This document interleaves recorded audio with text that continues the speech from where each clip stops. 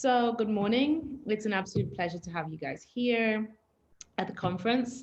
And of course, the title of this session is Supporting and Empowering Families Facing Impediments to Employment and to Education.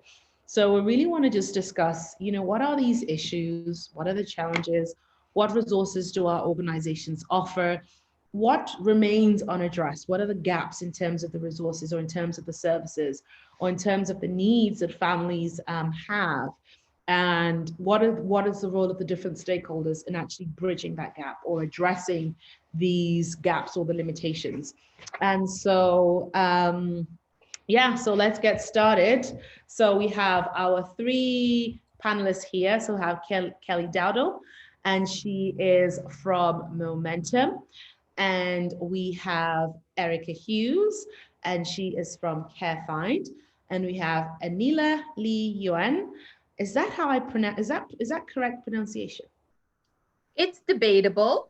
Okay. My husband's ancestors arrived from China about 5 or 6 generations ago. Okay. So they pronounce it Caribbean way, which is Li Yen. Oh, okay. I don't actually think is correct. But okay. And how do you pronounce it? Well, my Chinese friends tell me it should be Li Yun. Li Yun. Right on. But my husband says that if he wants everybody to call him Stefan July, then that's his name and that's how it should be pronounced. Even though, and I agree with him, it's his name. Fair enough. Thank you so much, Anila.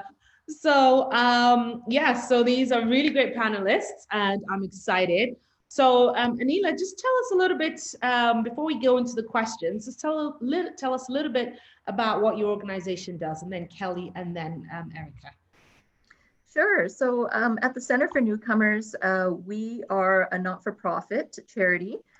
We've been around for over 30 years, and we work with immigrants and refugees that are new to this city, primarily permanent residents. And we assist them with everything from if they require English language classes.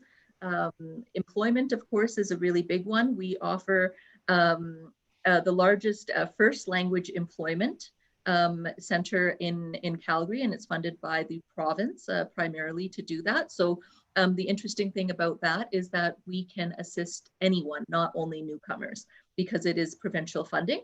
So we often just get drop-ins coming in because, the EI offices or whatever will refer over to us as well. We have training programs. We've got a settlement. We've got vulnerable population support, including the only LGBT plus newcomer supports in the city. So that's who we are. Wow, that's amazing. And how big is your organization, Anila?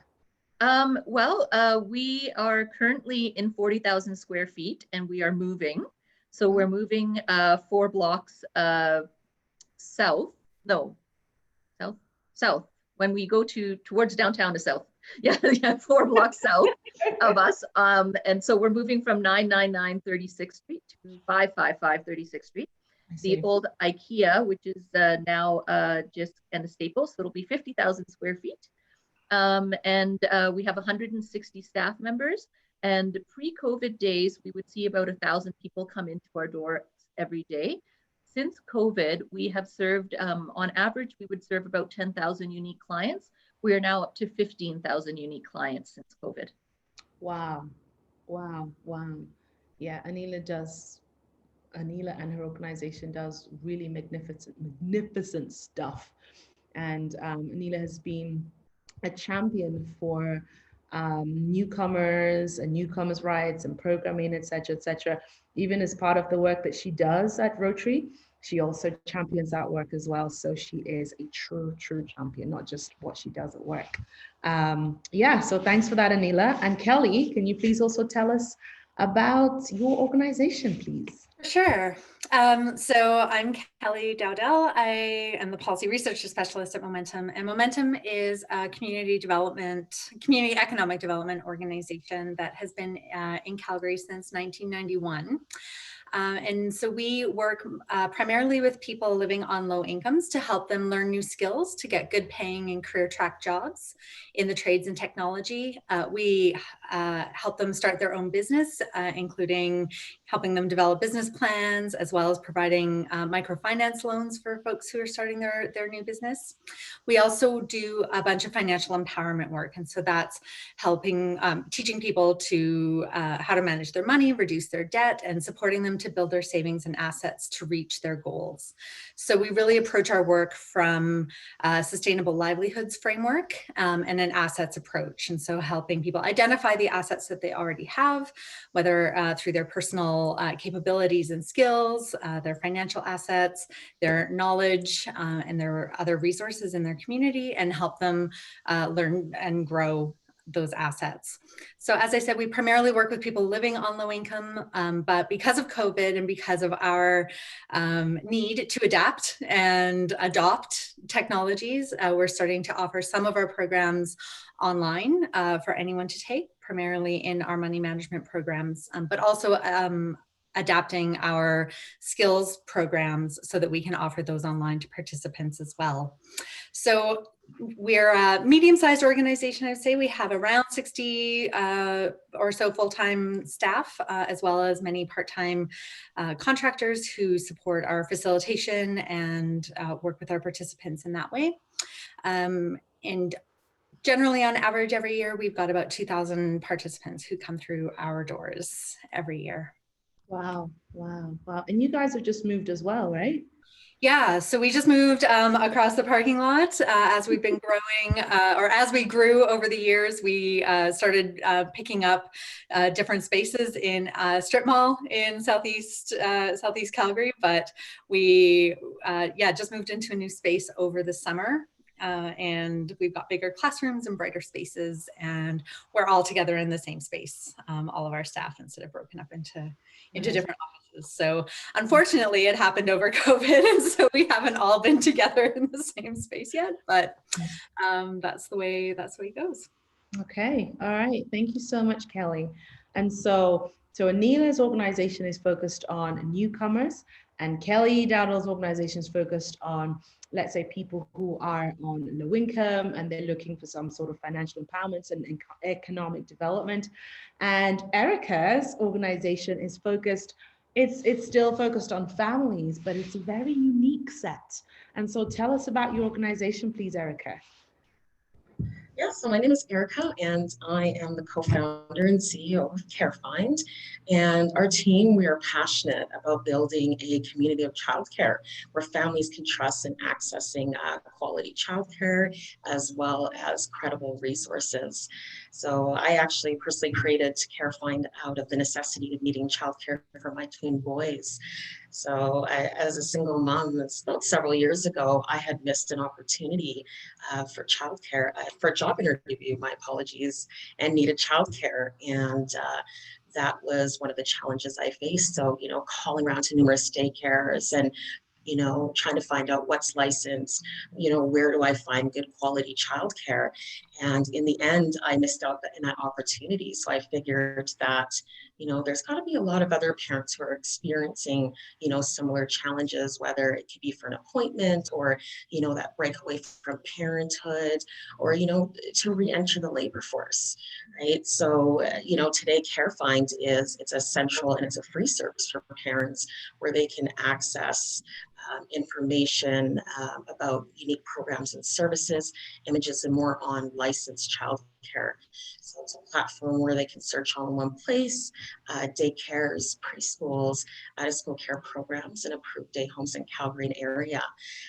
We have also partnered with the Child Research Group from the University of Calgary, and a lot of their postgrads and doctors write, information on the development of children. So whether it's on the cognitive, social side of things, you'll see those types of blogs on our website. So it really provides parents with an overall great place for them to search for care, as well as information of, resources in the city of, where to look next and whatnot. Yeah. Well, thank you. Wow, we have three powerhouses here. Thank you all so much for your time. I appreciate that very much. So, what has been, let's say, the impact of the pandemic? Or how has the pandemic really sort of posed a challenge for some of the families that you serve? And so, I'll start with Kelly. Yeah, I think, it's impacted all of us in all kinds of different ways for sure. But in terms of the individuals and families that we serve, we saw certainly at the beginning, as many people were being laid off, losing their jobs, and the government benefits weren't quite in place yet, that a lot of people were very stressed out about money, and wondering what they were going to do. We do offer, like I said, a few different asset building programs that allow people to build their savings. And so we saw a number of people wanting to come in and take advantage of the savings programs that they'd been a part of and cash out their savings so that they could either tie them over until the governmental benefits were available to them, whether it was to purchase laptops so that they could, or their children could, access their schooling online. And so we saw a lot of that. We spun up quite quickly some helplines for both, or for all three of our program areas. So for small businesses, for people seeking employment, as well as for people in money management and financial empowerment. And we had lots of folks, again, calling in, just wanting to know what resources were available, what other kinds of supports were out there for folks. And so thankfully, with some of our programs, we were able to continue to offer them online. We were able to switch over to online delivery platforms. For other ones, we did need to postpone them. We needed to stop them sort of halfway through. And so I think as we're looking forward and building out our online delivery platforms, hoping to get those people back involved and back into those training programs. Wow, wow, wow, wow. And okay, and Anila, how have your, let's say, the families that Center for Newcomers serves, how has the pandemic affected them? Well, it's been interesting because, that big surge that we said from 10,000 to 15,000, that big surge was families that traditionally didn't really access, settlement services as such, were now coming to access these services. And the primary concern, of course, was basic needs, right? So not being able to make the rent, not having any food. There was a lot of people that, needed to quarantine, and we're consistently seeing that, but don't have the network, or don't have the understanding. Many people that are very, very new as well, that don't have the for the CERB, for example, they hadn't worked enough, right? So they weren't able to actually access any benefits, or they didn't have a CRA account or any of those kind of things. So we had to, through actually a conversation with the United Way, where the United Way called us and said, we know you have a commercial kitchen, and you run ethnicity catering. So we're making the assumption that, of course, you have, people that can do food handling and safety and all those kind of things. And we said, yes, of course, we've got an entire crew for that. And so they asked us if we would be willing to assist with the food security and do food hampers. Wow. And that gave us a really great opportunity to work with Action Dignity, who had come up with lists of culturally comforting food for various different cultural groups that we could have on hand, and also gave us the opportunity to connect with small businesses, with faith groups, with the general community in terms of volunteer efforts. And by bringing those people in, we were able to have those clients. We were also able to connect them with not only with our employment programming, but we actually do work quite closely with Momentum. And with other organizations in East Calgary. We have an East Zone collective, so east of Deerfoot, of McLeod Trail. And so there's 17 of us organizations that include the YW, YMCA, Public Library, and other settlement agencies like Immigrant Education Society. So we work in a collective to be able to assist people. But of course, one of their primary concerns after they get past the basic needs in terms of housing, shelter, food, is definitely employment. Wow. And so I guess for both Kelly and Anila, like, were there any sort of particular population groups that you saw that your organization saw more of, or let's say that were more so within the immigrant community or the newcomers community, was there a particular group that you felt perhaps had been more adversely affected? And the same question to Kelly. Yeah, I can start. For us, we're definitely seeing a huge surge in domestic violence and women being impacted. We're seeing many issues around childcare and being able to actually work because of with schools being closed, especially at that point, and also people without status.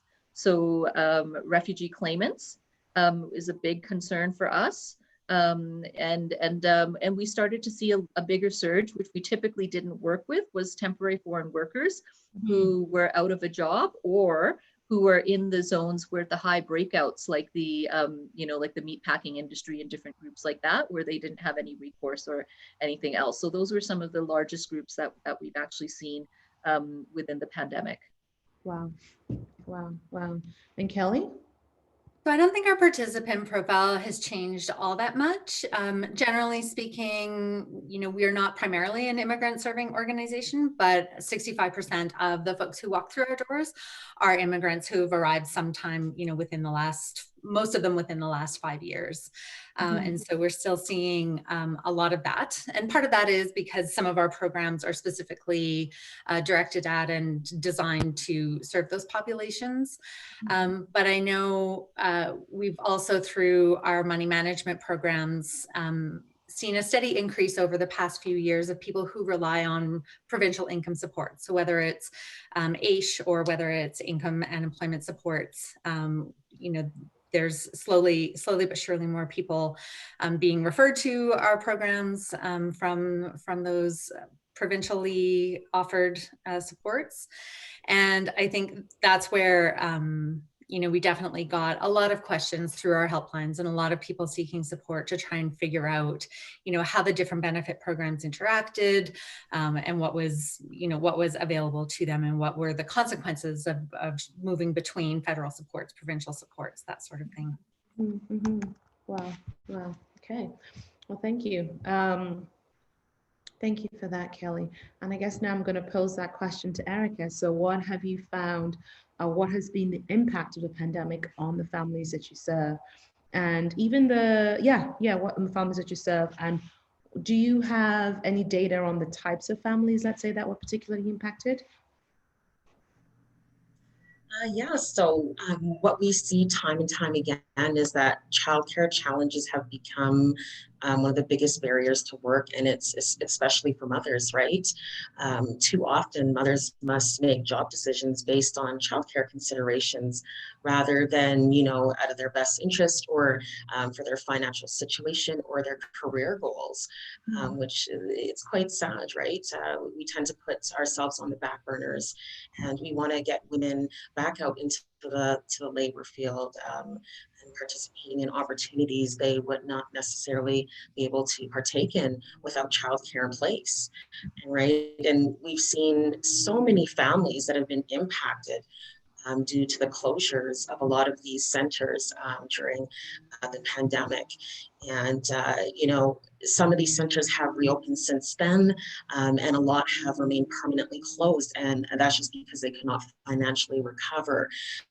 So you'll see, mostly being impacted is the, low income and middle class families that, require various types of support, such as subsidy and whatnot, to continue utilizing these programs. But I mean, if they're out of work, during COVID, a lot of businesses shut down and they're unable to work, then, how can they afford the affordability piece of childcare? So during that time, we had also had a lot of essential care workers that had contacted us looking for childcare because at that time, when most of the centers were closed, it was just approved day homes in the city and private childcare as well. And I think it's the whole awareness piece for families. They're not sure exactly what's available and what's out there, right? So, you know, your nurses and those front line workers and whatnot, they still needed childcare during that time. And it wasn't accessible. You know, it was out there, but it's where do I look to find that childcare? So we found quite an influx of calls and people utilizing our site during that time. And, you know, stat-wise of the number of families that we're seeing in Alberta is, I believe there's a little over 1 million families right now in Alberta. And we do know that about 46% of these families utilize some form of childcare. And, you know, this was just checking over Stats Canada the other day. They said 1 in 10 parents have changed their work schedule or even refrained from working because of difficulties finding childcare. So we can see that direct link of the barriers that this creates for, you know, parents trying to re-enter the labor force or, you know, go back to school or even understand the benefits of their child being in an early learning, structured childcare setting that will foster their child's development. So, you know, this complete shift in the childcare field has, you know, kind of set everybody in an array, especially where the government has also, you know, restricted non-essential visits in centers as well. So that's also created another barrier to parents, you know, with the initial process of searching for childcare, making it a little bit harder, right? You know, what do these centers look like? What am I looking for? What kind of information is out there, right? There's a lot of centers that don't have websites or, you know, the information that parents are looking for. So we're trying to create, you know, innovative solutions right now to kind of support these families during these times. And, you know, as we can see, we're doing this virtually, and the virtual space right now is kind of one of the best ways to kind of bridge right now these gaps and supporting some of these families and providing with the information that they need. Yeah. Mm-hmm. Wow. Yeah.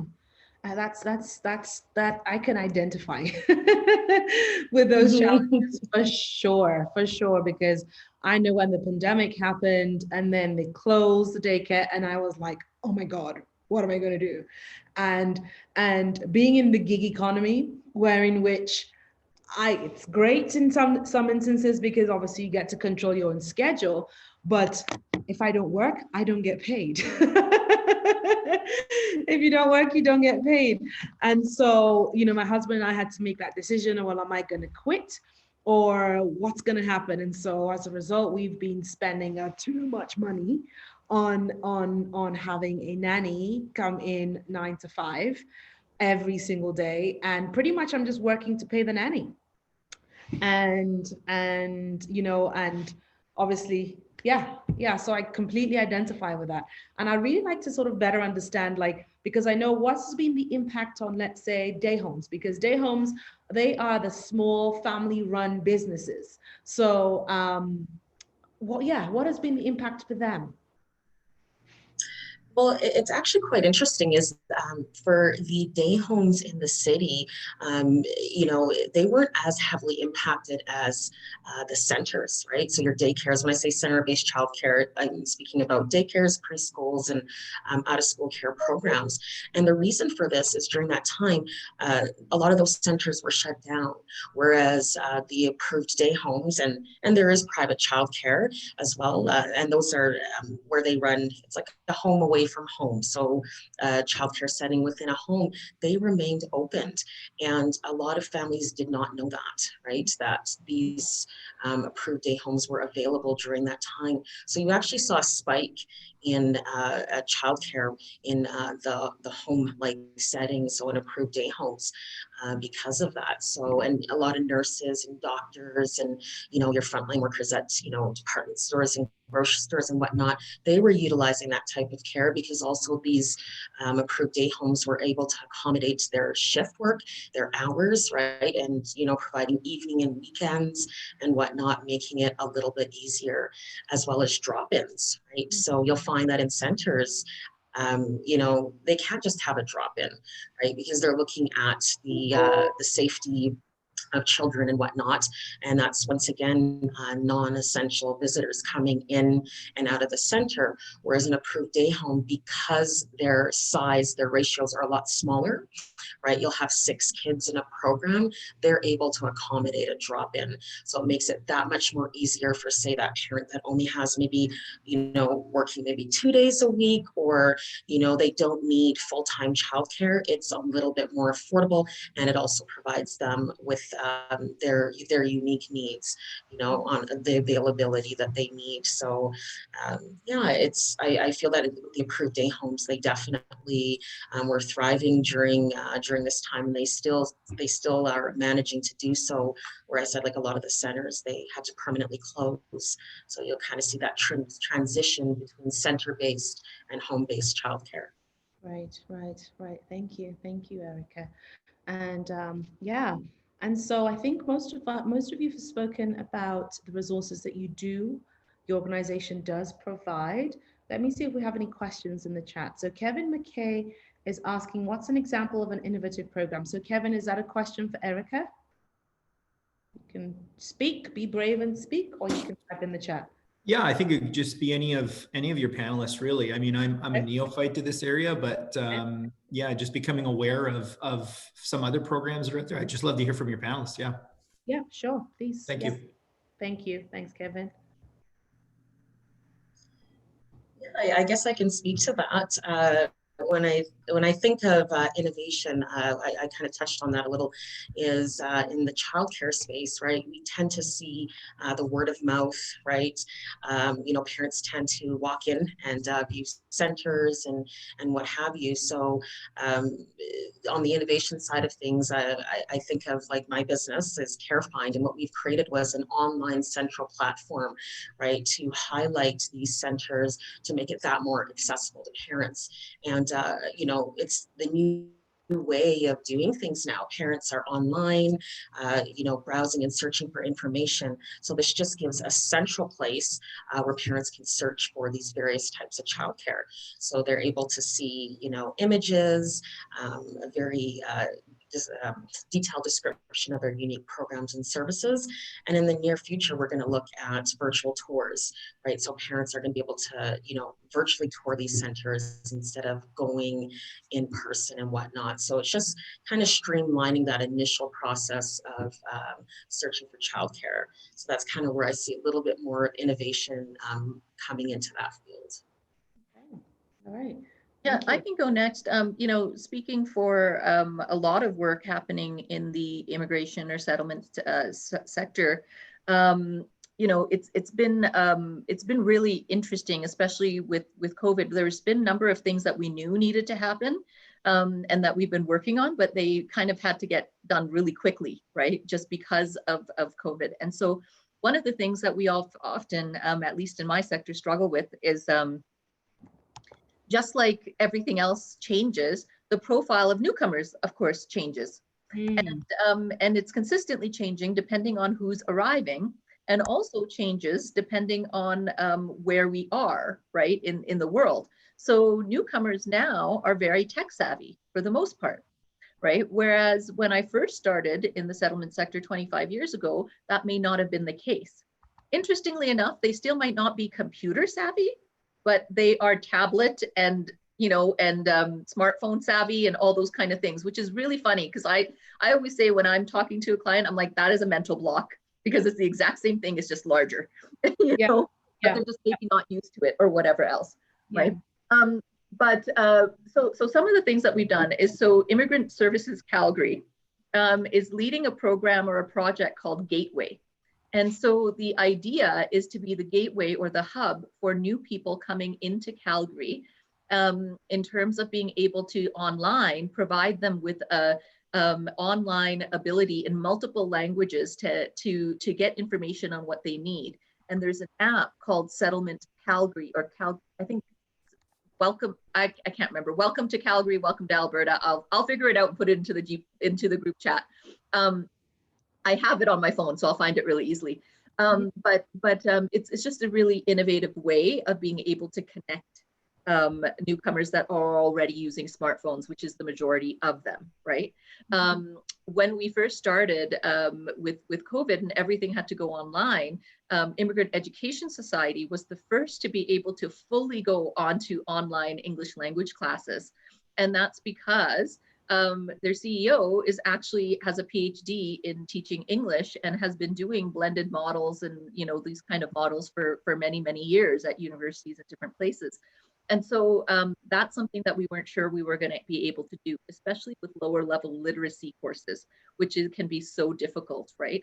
And then at the Center for Newcomers, we've really needed to again shift into places that we never thought we were going to go into, which was basic needs, and much more so into the innovation, I guess, for us has come from that kind of you wouldn't think that it would be an innovation, but it seems to be really disruptive. You know, we're working with these 17 organizations, and our premise is if there's $1 million to get out there, it's better that we as 17 organizations working in East Calgary look to see which organization needs how much of that. And then we put in collective proposals and collective asks saying that, you know, for example, in this situation, Momentum is the best suited to do this. And this organization are going to assist and therefore need this amount of money. And every other organization is just signing off saying that we think that this is the best use for all of our clients. And so that collective impact seems to be, you know, we're in the infancy of it, but it seems to be working really well. And it's also been bringing us together in terms of just staff, right? For staff morale during COVID, for people to really feel like outside of the organization, they also have support. Wow, that's amazing stuff. Like, I'm definitely a huge proponent of collective impact. You know, when solving these difficult or complex social problems, you know, it's not enough for one organization, you know, to come, you know, to just address that problem. It's important that we sort of pull out the best minds and the best organizations and all the best resources so that we can actually begin to move the needle. So yeah, I agree with that. Thank you. Thank you. And does anybody have anything to add to, Kelly, do you have anything you'd like to add to that? I think we're still responding to Kevin's question, I think. Yes, we are.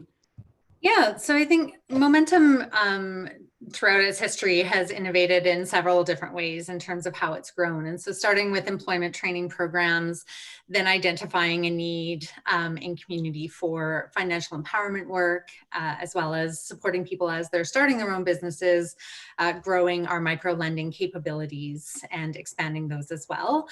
And then I think speaking through my own work, one innovation that they identified a need for was the need for this systems change and this collective action. And so several years ago, they launched a public policy program so that we could continue our good work serving participants and serving individuals and families, but at the same time, understanding that many of the barriers that they were facing were barriers that could only be overcome through larger systemic change and collaboration. And so working with government to do research and develop new policy ideas to reduce some of those barriers for folks. And so, you know, we've recently produced 2 briefs in partnership with the Center for Newcomers, YW, and many other organizations that do employment training and workforce training in the city to be advocating towards the provincial government around filling some of the gaps, which I think is the next question, but to address some of the gaps in terms of what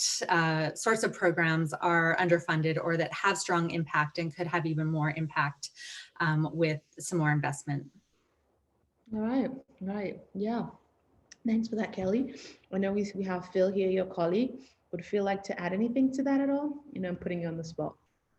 No, I think it's great. And if anything, Kelly's cat in the background added lots of amazing additional context. So I'm good leaving it at that.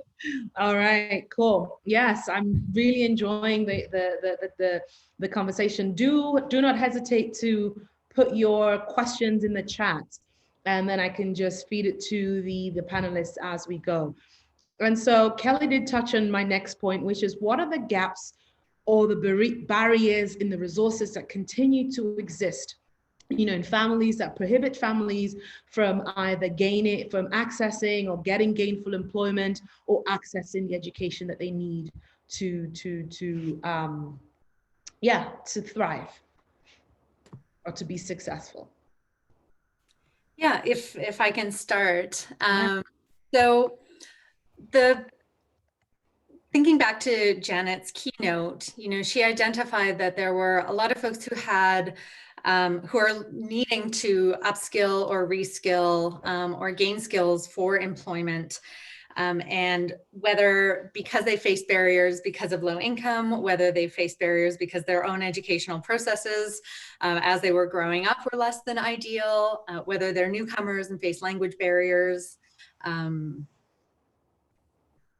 We have adapted programs and follow a model called integrated training that really addresses those fundamental skills, again, English literacy, numeracy, essential skills for the workplace, and so understanding Canadian work culture, as well as the technical skills. And so we do that with our trades programs, so whether it's carpentry, automotive mechanics. We just in the last year and a half have built out a Tech Plus program, so emerging or into the field of technology training.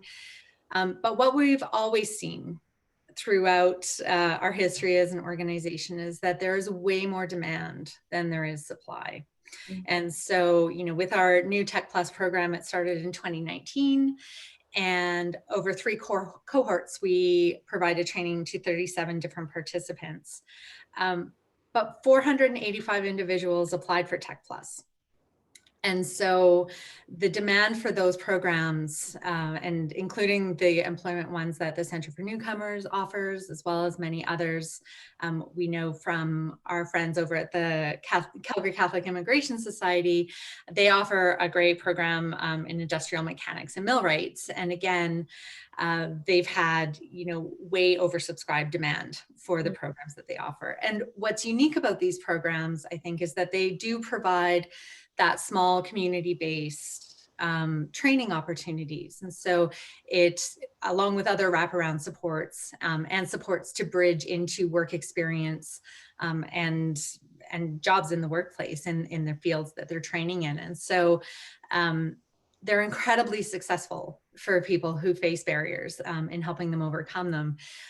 Generally, with the provincial programs that they fund for employment overall, there's around a 68 to 75% success rate of people having employment 3 months after they finish those programs. But on average, the programs that use this integrated training model, it's anywhere from 85 to 95% employment rate, within 3 months or 6 months after the program is finished. And so, we know that the federal government is investing more and more in employment training. They've announced a recent additional investment to their workforce development funding. It looks like around 185 million will be coming to Alberta in addition to their previous commitments.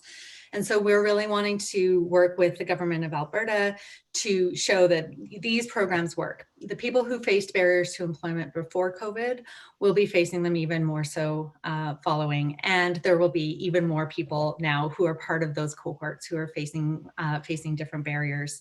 And so we're really trying to make the case that these investments are worth it. Investing in people who are further attached from the workforce.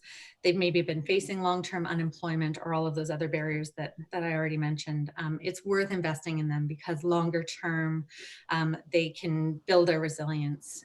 They can build their independence and their path forward to be great participating members of our community. They've got stable and healthy families, and that's what we're aiming for. So that's some of the work that we're doing to address the gaps that we've observed. Wow. And it's interesting. Thank you so much, Kelly. And it's interesting you're talking about that demand being greater than supply. I think, whenever we come into the helping world or the helping service, demand is oftentimes greater than supply. But what we're finding is that, especially with the onslaught of the pandemic, is that gap is getting bigger and bigger and bigger because the need is going up and the resources are going down. We're seeing that lots of funding streams are being cut and things like that. And so, yeah, you're doing a great job there. And I see we have some questions from Kevin. So Kevin is asking, what was the demographic breakdown and who funds these programs and do they get hired in that trade? Yeah, so as I mentioned before, particularly with our trades training programs, those are funded again by the province through the federal government, and they're focused specifically on immigrants and Indigenous peoples. And so for those programs, that's the, those are the demographics that those are built for. With our self-employment programs and our Tech Plus program, there's, those requirements aren't in place. And so there's a much broader sort of group of people who are participating in those programs. And then, yeah, in terms of who funds them, and do they get hired in the trade? Yes, the majority do. And so, as I've said, much of this is federal money. It does flow through the provinces. And that's just part of being part of Canada's federation, is that it's the provinces that really have the jurisdiction and the mandate to design the kinds of programs that work well for the more local context. And the provinces also contribute a certain amount of that money through our own provincial revenue. So that's where those programs are funded through. And yes, in general, many people are, I see, sorry, I'm watching the chat too. Yeah, so many of the people do find employment in their trade or in the technology that they're looking for. So I will find that URL for our trades training programs and I'll pop it in the chat. All right. Thank you so much, Kelly. Thank you. And I think that's now, yes, Anila, yes, please shoot. Yeah, I just wanted to kind of take it one step back in terms of the question that you were asking, Kelly. And I think, the biggest barrier, at least for newcomers in terms of employment is this, bait and switch that we hear about often, talked about, where, newcomers, the majority of newcomers coming in in the economic class, which means that they either speak English or French fluently, and they have a skill set and an education that is needed in Canada. Once they arrive, however, they are not able to work in that field. So there is kind of a luring that happens, and then there's a switch that happens once they get here, and there is a community overall sentiment that they need to somehow or some way prove themselves by working in menial labor when they're very highly educated and also speak English fluently. So in Alberta, for example. And that is, before any of these other barriers, that is a big barrier. And I see that there was a question from Holly that says, did you see an increase in people wanting to start their own businesses? Well, we know that newcomers start their own businesses, not because they necessarily are more entrepreneurial or want to, but they can't actually get a job to make ends meet and live the life that they want to. So many of them will abandon the careers that they've had for many years very successfully in their home countries to start small businesses here, because at least that way they're not subject to discrimination. They're able to be more independent and are able to take care of themselves. And with the onslaught of this new iteration, because systemic racism has always been there, but this new iteration of it coming forward and in the community with the death of Mr. Floyd, and with all of the other issues that we're seeing, with the consistency of murdered and missing Indigenous women, all of those things are all really, really impactful in terms of barriers for BIPOC communities, not only newcomers, to actually be able to be gainfully employed. And before we address any of those, we're going to consistently have a problem in terms of a system that was designed to keep getting the best and the brightest to come here and then help to continue to move our community forward, but necessarily, operationally doesn't work that way. Yeah. Wow. Yeah, that is very, very true. There are many people, including myself, who started their own business because of the exact same reasons that you're speaking about. So absolutely. Yeah. And so, whilst the organizations, I think Erica spoke about the services that she offers and that sort of thing, and the gaps that she's experiencing. So I'm going to move on to the next question, which is, given these gaps, so what would you propose to address these gaps? What is the role of the government, private sector, and nonprofit organizations to actually address these gaps that we are still continuing to see and experience? Kelly? Lots of people can speak to this. Yeah, so I think we, on the programmatic side, as I said, Momentum's always been innovative in looking on the horizon and seeing what will be needed.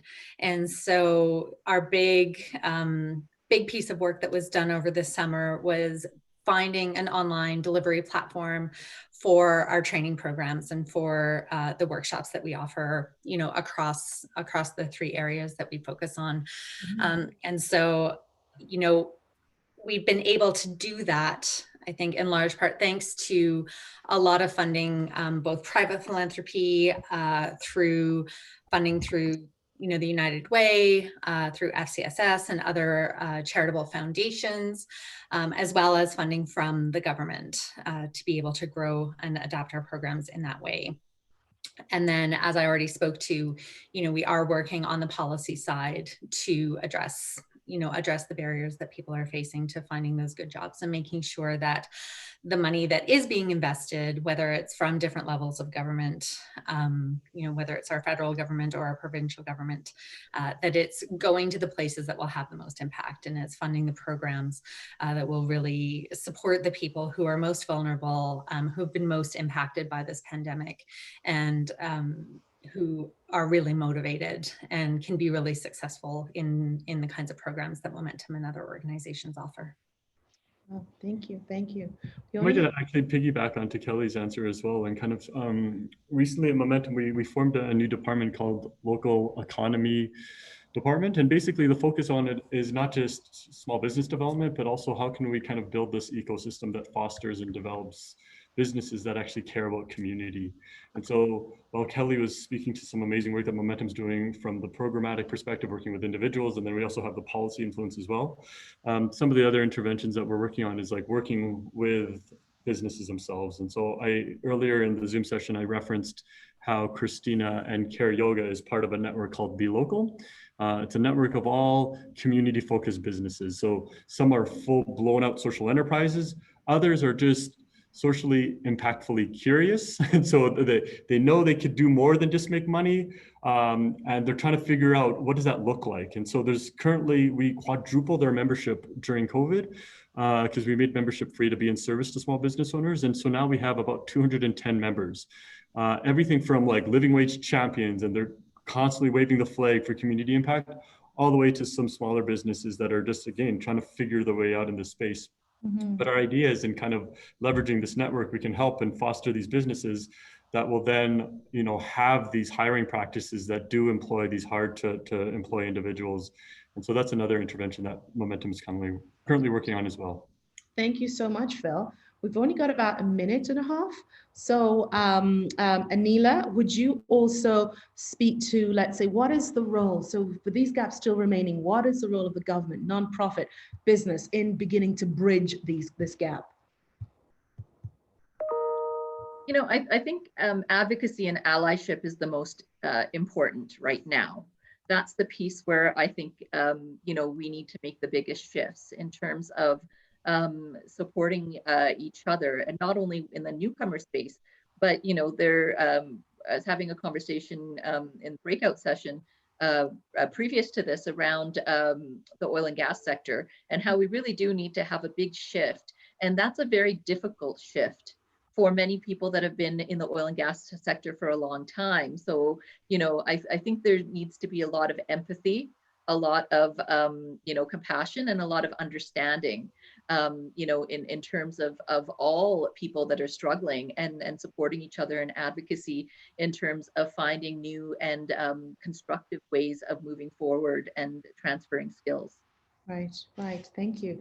And Erica, you want to close? What's your close? Yes. What do you think?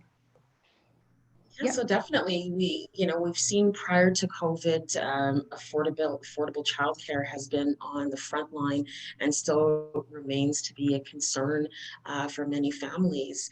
And I think that the biggest thing here is the funding piece. It's right that the government providing subsidies to these families.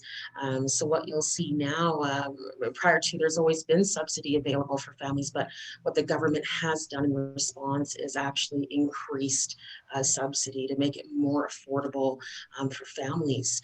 So what you'll see is the amount has increased to, an income level of about $75,000 per family of household income, allows them to have, a partial or full subsidy for childcare. So that makes it's a huge impact for families because childcare can be very expensive. As you mentioned, Ketty, a lot of families can end up working just to pay for childcare. So this is going to give a lot of relief to some families, as well as increasing their $25 a day pilot project for childcare spaces. Right. We do know there's been, well over 28,000 children who utilize these subsidy programs as well as these pilot projects. And then that's about 26%, right, of childcare. And so that's quite a substantial amount of subsidy that's being used for these types of families.